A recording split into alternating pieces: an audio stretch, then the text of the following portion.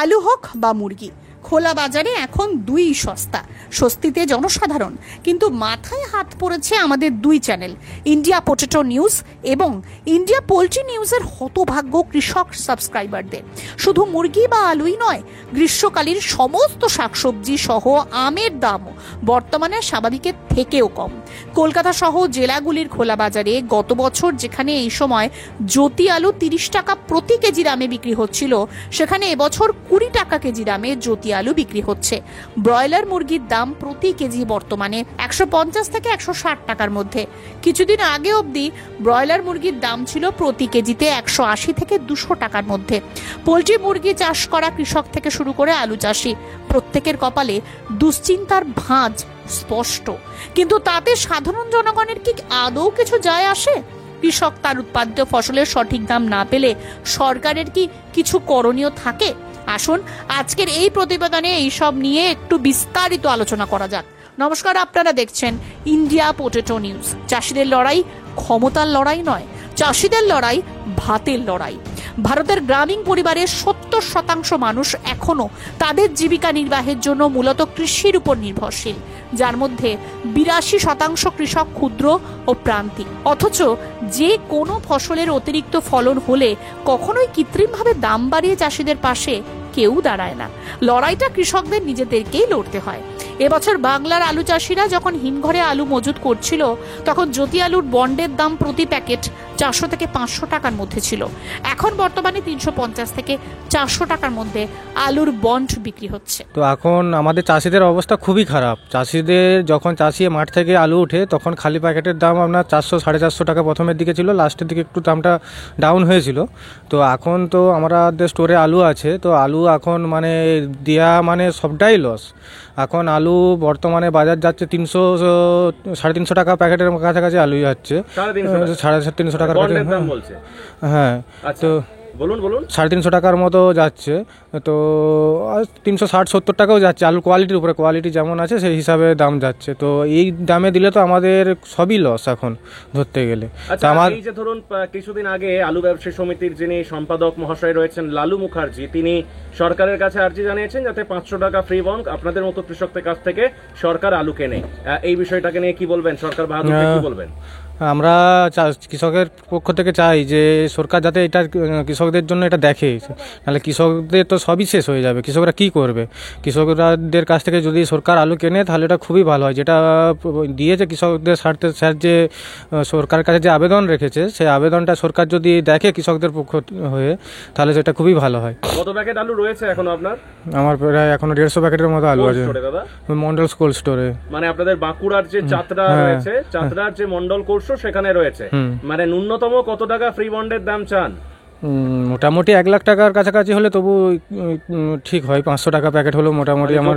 হ্যাঁ, জ্যোতি আলু, হ্যাঁ সবটাই জ্যোতি আলু। তাহলেও এখন তো খোলা বাজারেও তো অনেক দাম কম, মানে সাধারণ ক্রেতারা খুব খুশি, কিন্তু তাদের তো আপনাদের দিকটা আরো ভেবে দেখা উচিত মনে হয়, তাই না? হ্যাঁ, তাদের দিকটাও দেখা উচিত, কিন্তু আমি বলছি তাদেরও তো আপনাদের দিকটা ভেবে দেখা উচিত। অবশ্যই, কেন আপনাদের দিকটা ভাবছে না?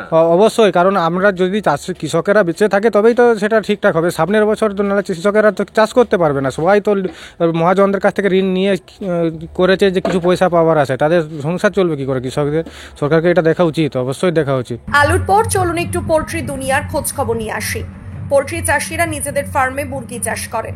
চাষিদের চিক্স অর্থাৎ বাচ্চা প্রদান করে বিভিন্ন ইন্টিগ্রেটেড কোম্পানির কাছে মুরগি কেনেন ট্রেডার, এবং ট্রেডারের কাছ থেকে মুরগি পৌঁছে যায় কাটিং ওয়ালার কাছে। এই পদ্ধতিতে চলে পোল্ট্রি ইন্ডাস্ট্রি। শোনা যাচ্ছে বর্তমানে নাকি অতিরিক্ত গরমে মানুষ চিকেন কম খাচ্ছে। প্রয়োজনের তুলনায় যোগান বেশি হওয়ায় বাজারে অনেকটাই সস্তা মুরগি। এই পরিস্থিতি সৃষ্টি হওয়ার কারণে ব্যাকইয়ার্ড পোল্ট্রি ফার্মাররাও খুবই সমস্যায় পড়েছেন। অ্যাকচুয়ালি এর কারণ হচ্ছে এই যে আবহাওয়া, এই আবহাওয়াতে মানুষ মাংস কম খাচ্ছেন, এটা একটা ব্যাপার। আবার ম্যাক্সিমাম কোম্পানি অনেক বডি ওয়েট তৈরি করছে, ওটা প্রোডাকশনটাও কিন্তু কম নয়, একটু বেশি। বাজারে যে পরিমাণে আপনার চাহিদা আছে তার থেকে পরিমাণে বেশি। তাহলে এখন মোটামুটি কতটা ক্ষতিগ্রস্ত আপনারা বা আপনাদের মতো যে কৃষক মহল যারা পোল্ট্রি শিল্পের সঙ্গে যুক্ত রয়েছেন, যারা নিজেদের ফার্মে মুরগি চাষ করেন, তারা কতটা ক্ষতির মুখে, আপনারা কতটা ক্ষতির মুখে রয়েছেন?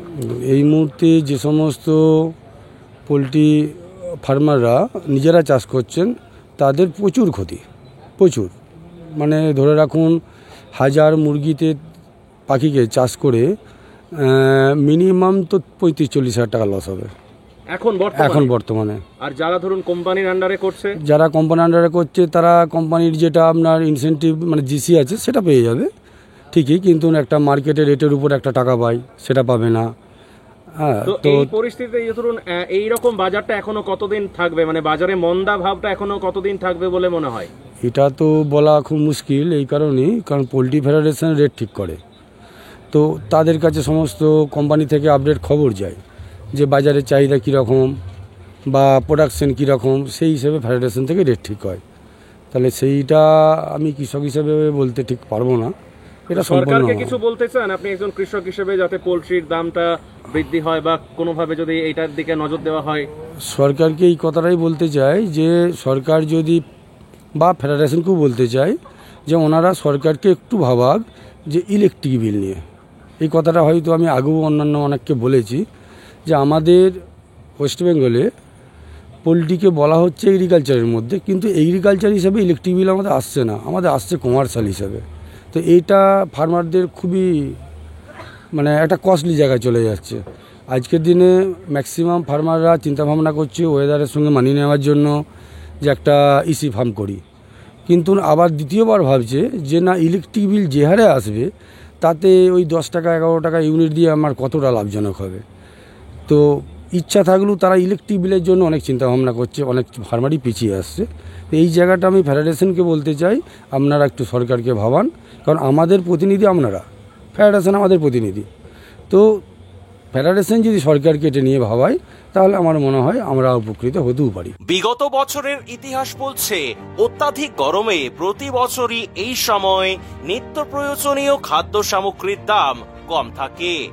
অবিলম্বে যে কোনো উপায়ে আলুর দাম ও চিকেনের দাম বৃদ্ধি হওয়া উচিত। অন্যান্য মেইনস্ট্রিম মিডিয়া এবং প্রথম সারির নিউজ চ্যানেলগুলির পটেটো ইন্ডাস্ট্রি ও পোল্ট্রি ইন্ডাস্ট্রির ওপর প্রতিবেদন বানানো দরকার, যাতে চাষি ও ব্যবসায়ীদের দুর্দশার ছবি সর্বসাধারণের কাছে পৌঁছে যায়। এক্ষেত্রে সরকার এগিয়ে আসতে পারে আলু সংরক্ষণকারী এবং পোল্ট্রি চাষিদের সাহায্যের জন্য। কিছুদিন আগে পশ্চিমবঙ্গ প্রগতিশীল আলু ব্যবসায়ী সমিতির সম্পাদক লালু মুখোপাধ্যায় আমাদের চ্যানেলের মাধ্যমে সরকারকে চাষিদের থেকে 500 টাকা প্রতি প্যাকেট দামে সরাসরি আলুর ফ্রি বন্ড কেনার আর্জি জানান। এ বিষয়ে এখনো রাজ্য সরকারের তরফে কিছু প্রতিক্রিয়া মেলেনি। বাংলার মানবিক মুখ্যমন্ত্রী মমতা বন্দ্যোপাধ্যায় কবে কৃষকদের থেকে বন্ড কেনার কথা ঘোষণা করেন সেদিকেই তাকিয়ে রয়েছে গোটা আলুর জগৎ। তবে এই পরিস্থিতি কাটিয়ে খুব শীঘ্রই কৃষকদের মুখে হাসি ফুটুক, আমরা এটাই কামনা করছি। আলুর সমস্ত খবর প্রতিদিন দেখতে চ্যানেলটি সাবস্ক্রাইব করুন ও ফেসবুক পেজটি ফলো করুন। পোল্ট্রি ইন্ডাস্ট্রি সম্পর্কে বিভিন্ন তথ্য জানার জন্য আমাদের ইন্ডিয়া পোল্ট্রি নিউজের ইউটিউব চ্যানেলটি সাবস্ক্রাইব করুন ও ফেসবুক পেজটি ফলো করুন। এই প্রতিবেদনটি কেমন লাগলো কমেন্টে লিখে জানান। ভিডিওটি প্রচুর পরিমাণে শেয়ার করে মিডিয়া ও সরকারের দৃষ্টি আকর্ষণ করুন। কলকাতা থেকে রামকমল চ্যাটার্জির বানানো প্রতিবেদন, ইন্ডিয়া পটেটো নিউজ। ভালো থাকবেন, সুস্থ থাকবেন। জয় হিন্দ, জয় কিষান। আলুর সব খবর এখন একটা অ্যাপে। আলুর প্রাত্যহিক বাজারদর, আলুর সর্বভারতীয় বাজারদর, আলুর সকালের বাজারদর, লোডিং আনলোডিং রিপোর্ট, বিগত 10 বছরের আলুর তথ্য, সারা ভারতবর্ষের 20,000 আলু চাষী ও ব্যবসায়ীদের তথ্য এখন আপনার হাতের মুঠোয়। প্লে স্টোর থেকে আজই ডাউনলোড করুন India potato market rate app. 2012 সাল থেকে প্রতি মুহূর্তে আপনার সঙ্গে।